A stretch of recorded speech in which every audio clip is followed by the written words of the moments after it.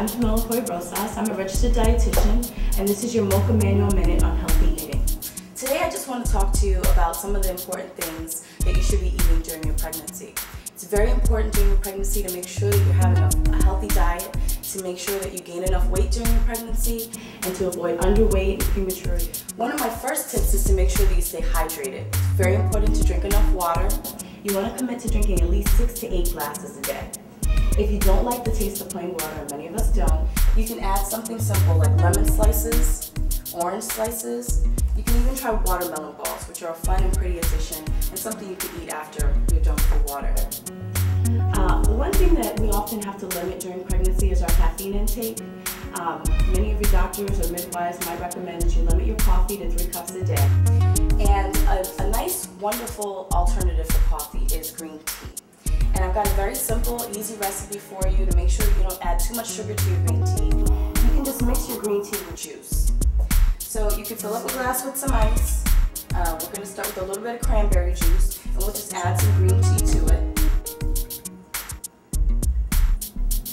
Okay, but it's very simple. And one of the things that's really great about this is that you don't have to add any sugar, and you've got the cranberry juice there. Cranberry juice is a wonderful addition because it helps to prevent urinary tract infections, and that's really common during pregnancy. We'll make sure we can do something about that. A wonderful treat that you don't have to give up during pregnancy is chocolate. That's right, chocolate. You want to make sure that the chocolate that you're eating is dark chocolate. It should say dark chocolate right on the label, and it should say at least 70% cocoa. You want to make sure it has 70% cocoa because cocoa is the ingredient that gives you the health benefits. There are some studies that show that cocoa helps to reduce nausea, might improve mood, and can even prevent the risk of miscarriage. Another great recipe, very simple recipe for hot dark chocolate is to use unsweetened cocoa powder. You can find this in your supermarket. The only ingredient on the label should be cocoa. So you don't want to use any of those instant mixes or anything like that. So you can use 1 tablespoon of the dark chocolate. You can use 1 tablespoon of ground cinnamon and add 1 teaspoon of sugar. You're going to add that to 1 cup of warm milk and you're done. One of the nice things about adding cinnamon is that cinnamon has its own health benefits. One of the great benefits of cinnamon is that it helps to lower your blood sugar. And that's especially important if there's any history of gestational diabetes or diabetes in your family. Another wonderful tip to improve just the everyday nutrition of your meals is to focus on fiber. Most of us are getting about half of what we need every day. Fiber is a really important thing to pay attention to because it helps to relieve constipation, and that's another common complaint during pregnancy. One of the things that you can do to focus on fiber is to pay attention to breakfast. At breakfast, make sure you're choosing a cereal that has at least 3 grams of fiber per serving. You can also make sure you're choosing whole wheat bread instead of white bread. At lunch, you can have brown rice instead of white rice. You can try to do whole wheat pasta. Another great thing you can do is make sure that you have beans in your meals every day. You can have a ½ a cup or less to prevent some of the gassy side effects. And you can use dry beans or you can use canned beans. If you're going to use canned beans, just make sure that you rinse off the extra salt before you prepare them.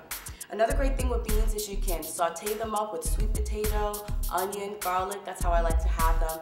You can also pair it with some rice or with pasta, and they're also great in soups and stews. Another wonderful way to increase the fiber in your diet is to make sure you're having enough fruits and vegetables. You want to make sure you have at least 5 servings a day, and you can do that with, you can make sure you have a little bag of baby carrots in the refrigerator.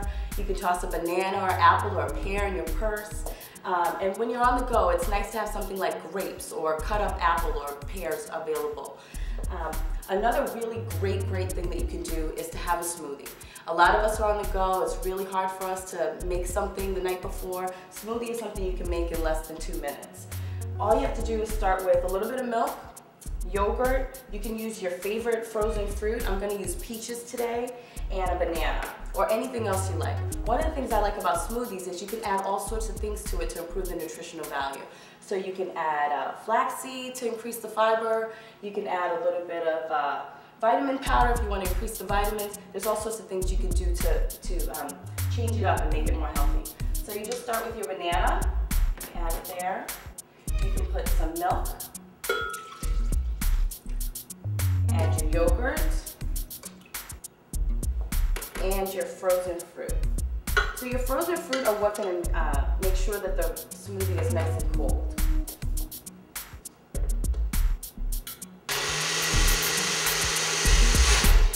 So you only need to blend that for a couple of minutes. And here's your smoothie.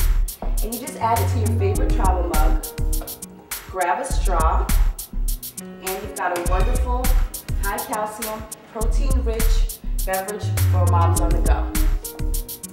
I'm Jamila Hoy Rosas, and this has been another Mocha Manual Minute on Healthy Eating.